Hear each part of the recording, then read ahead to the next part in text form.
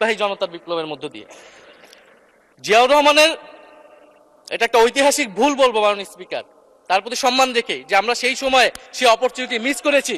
মাননীয় স্পিকার, এই অধিবেশনের পুরোটা সময় জুড়ে আমরা সংস্কার, গণভোট, জুলাই সনদ, ৭২-এর সংবিধান নিয়ে অনেক কথা বলেছি এবং একটা বিষয় আমার কাছে খুবই অদ্ভুত লেগেছে, কিছু কিছু মাননীয় সংসদ সদস্য তারা ৭২-এর সংবিধানকে ৭১-এর সাথে মিলিয়েছেন।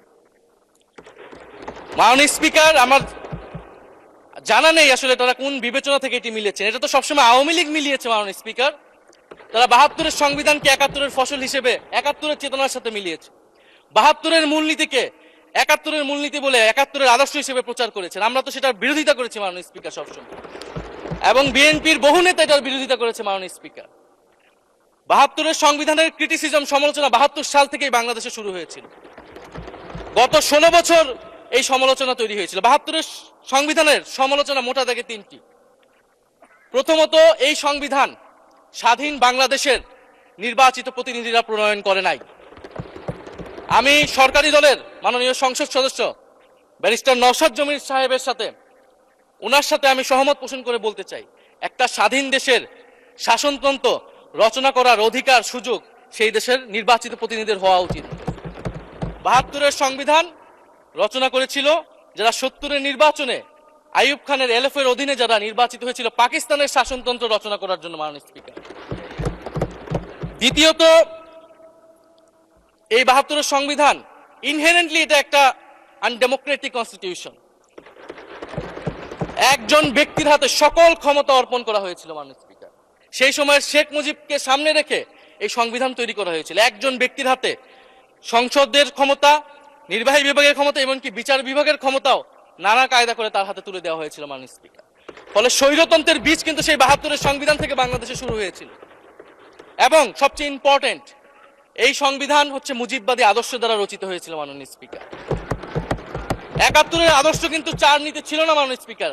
৭১-এর আদর্শ ছিল সাম্য, মানবিক মর্যাদা, সামাজিক ন্যায় বিচার। ৭২-এর সংবিধান এসে বলা হলো জাতীয়তাবাদ, বাঙালি জাতীয়তাবাদ, ধর্মনিরপেক্ষত্ব, গণতন্ত্র এবং সমাজতন্ত্র, এবং এটার বিরুদ্ধে বিদ্রোহ করেছিলেন মেজর জিয়াউর রহমান। মাননীয় স্পিকার, আজকে বিএনপি তার ফান্ডামেন্টাল জায়গা থেকে সরে যাচ্ছে মাননীয় স্পিকার। শুধু জামাত ইসলাম ৭২-এর বিরোধিতা করেছে বলে কি বিএনপি এখন আওয়ামী লীগের পজিশনে চলে গিয়েছে? আমাদের জানা নেই মাননীয় স্পিকার। ৭২-এর সংবিধানের বিরোধিতা করেছেন বদরুদ্দিন উমর, ৭২-এর সংবিধানের বিরোধিতা করেছেন মাওলানা ভাসানী, ৭২-এর সংবিধানের বিরোধিতা করেছেন কমরেড মুজাফফর আহমেদ, ৭২-এর সংবিধানের বিরোধিতা শত শত মুক্তিযোদ্ধারা করেছেন মাননীয় স্পিকার। ফলে এই ৭২-এর সংবিধানকে বাতিল করার একটা সুযোগ আমাদের এসেছিল ১৯৭৫ সালের সিপাহী জনতার বিপ্লবের মধ্য দিয়ে।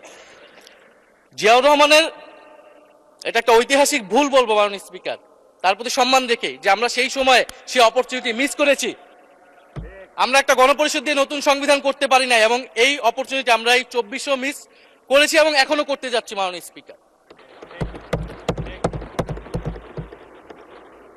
মাননীয় স্পিকার,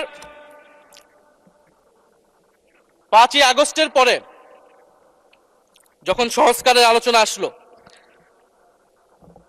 বৈষম্য বিরোধী ছাত্র আন্দোলন তারা তাদের পক্ষ থেকে আমরা বলেছিলাম আমরা নতুন সংবিধান চাই বা সংবিধান পুনর্লিখন চাই। বিএনপি বলেছিল তারা নির্বাচনের মাধ্যমে ক্ষমতায় যেতে চায়। ফলে ৫ই আগস্টের পর থেকে রাস্তা দুটি আলাদা হয়ে গেছিল মাননীয় স্পিকার। তখন আমরা একটা মধ্যপন্থায় আসলাম যে আমরা সংস্কারে আসি।